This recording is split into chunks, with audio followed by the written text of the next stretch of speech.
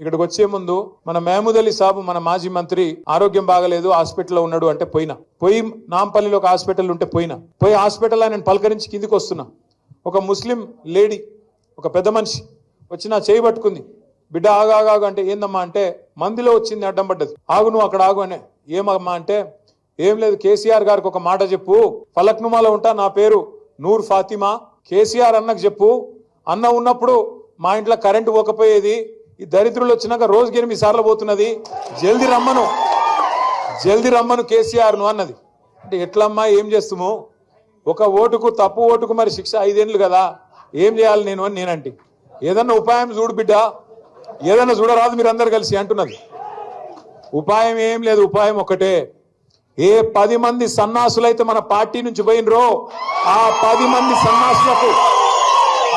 మంది సన్నాసులకు రేపటి రోజున ఉప ఎన్నికల్లో గద్వాలతో సహా కర్రు గాల్చి వాత పెట్టడమే ఉపాయం తప్ప వేరేం లేదు. మీ అందరికీ నేను మాటిస్తా ఉన్నా, వీళ్ళు వాళ్ళు అని కాదు, మీ ఎమ్మెల్యే పేరు తీసుకునే అక్కర కూడా లేదు. ఎందుకంటే కుండ పగిలింది కానీ కుక్క బుద్ధి తెలిసింది అని ఎవడు మనోడో ఎవడు దుర్మార్గంగా మనతో నుండి వెన్నుపోటు పొడిచేటోడో మనకు అర్థమైంది. కాబట్టి అట్లాంటి వాళ్ళ పేర్లు తీసుకొని వాళ్ళను పెద్దోళ్ళని చేయాల్సిన అవసరం లేదు. ఆ 10 మందికి 10